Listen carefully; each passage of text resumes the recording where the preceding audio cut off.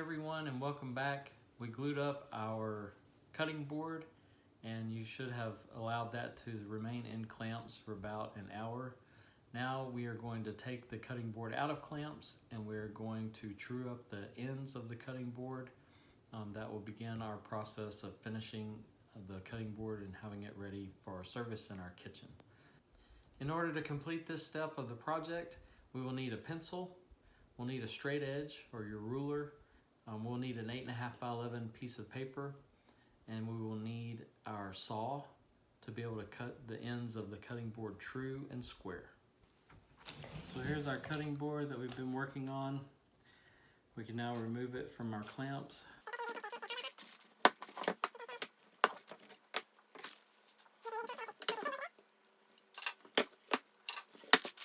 And our wax paper. And now we have our cutting board. Now what we want to do is true up the edges so that we have a straight edge or a true edge. Now, if you have a square, that's great. You can utilize your square at this time. Another simple trick that we can use so we don't have to buy a square is we can take a piece of paper and we can line the piece of paper up along one of the edges. These edges were very straight. And we can see how out of square or out of alignment the edge of our cutting board is. So if I put it here on this nearest piece to me, this piece of walnut, I have a 1/16 to an 1/8 of an inch that needs to be trimmed so that that could be straight. I'm going to come back just a little bit more, maybe about 1/4 of an inch in at my widest point. So I'm about an 1/8 of an inch in here at this end. And what I'll do is very carefully line up my paper on this edge, and I'm going to mark. I'm going to put a mark here, and I'm going to put a mark here on my cutting board, and then I'm going to draw a line with my ruler. And I'm going to make sure the paper is along this edge. I'm going to take my pencil, and if you're not using a mechanical pencil, just use a sharp pencil, and make a mark that you can see right on the very edge of the paper. And I'm going to come up here to this maple, right on the edge of the paper, on the very edge. I'm going to make a mark. And now I have two marks that would form a line that is perpendicular to this edge of my cutting board. So I will take my ruler, I'll line up on those two marks, and I can draw a line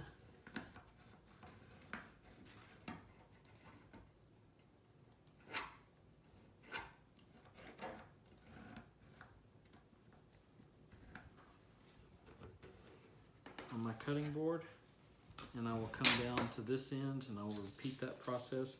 Now again, I'm going to use the same edge as my reference. I'm not going to change and use this edge for my reference now.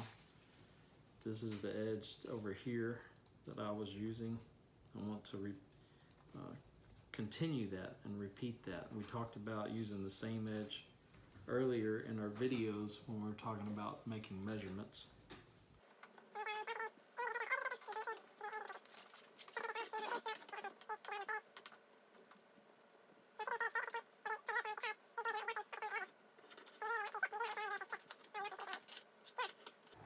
When it's all said and done, by the time you draw these lines and by the time you use a handsaw to cut these edges, they probably will not end up exactly square. And if that's the case, that's fine. No one will ever be able to tell the difference. Once we have this cut and then once we sand these edges, for all practical purposes, these two edges will be perpendicular to these two edges, and we'll have a square cutting board. It'll be rectangular, but our corners will be square, 90-degree angles. I want to make sure that I transfer my marks from the top of the cutting board over to the bottom of the cutting board. And I'm going to do something very similar to the cut that we use to rip these boards. we're going to do the same thing on this end. We're going to cut a little bit, and we're going to flip it and cut a little bit, and that's going to be the easiest way to get a true line. How do I transfer these marks over to the other side without a square? I'll go back to my piece of paper. I'm going to line my piece of paper on my, align it with that mark. I'm going to extend it over the edge somewhat. I'm going to crease it.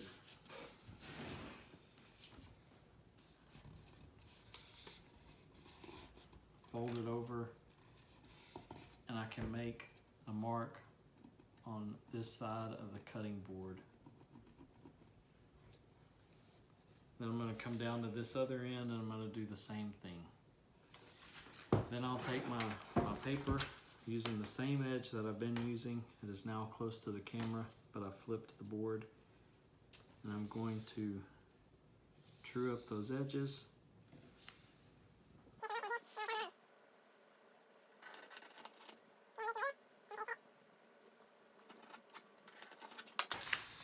And now make my marks on this end of the board, or on the edges. I'll carry my line across, and just by eyeballing it, that line is perpendicular to my two faces, my top face and my bottom face. And I'll do the same thing on this other side. I'll make a mark at the top and at the bottom, top and the bottom, and I'll make a line with my ruler there.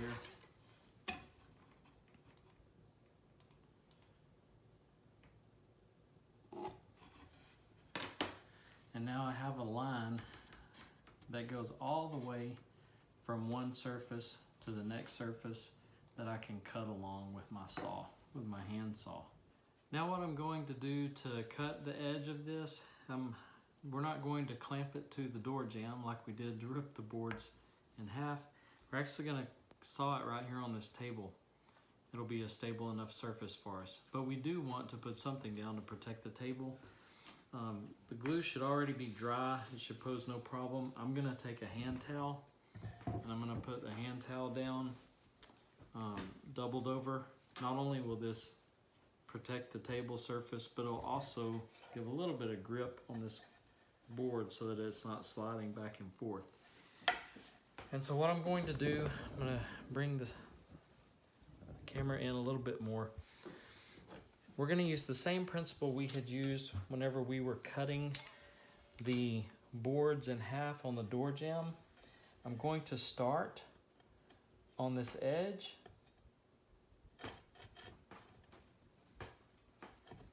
Again, you have to sometimes fight with it to get it started. And then I'm going to cut at a 45-degree angle. And I'm going to check this edge and make sure that my saw is cutting perpendicular to the face.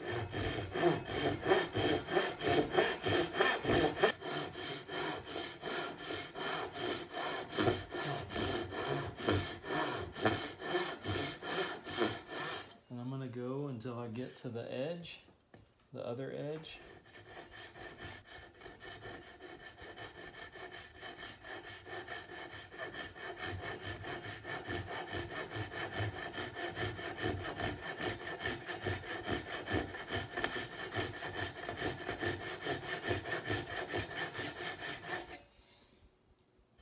Cut through. Now I'm going to flip the board over edge to edge, and now I can see my line on the top side, and I'm going to cut through until I meet that saw curve that I had already made on the other side.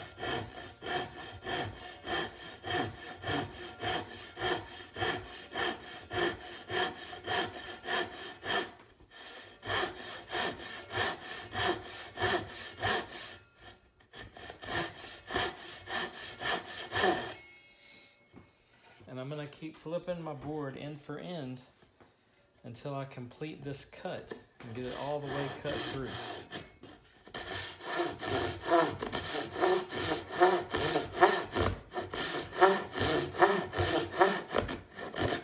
Now if if your saw is catching like that, you can take a clamp and you can clamp your board to your table to give yourself an extra hold. It basically acts as another hand for you.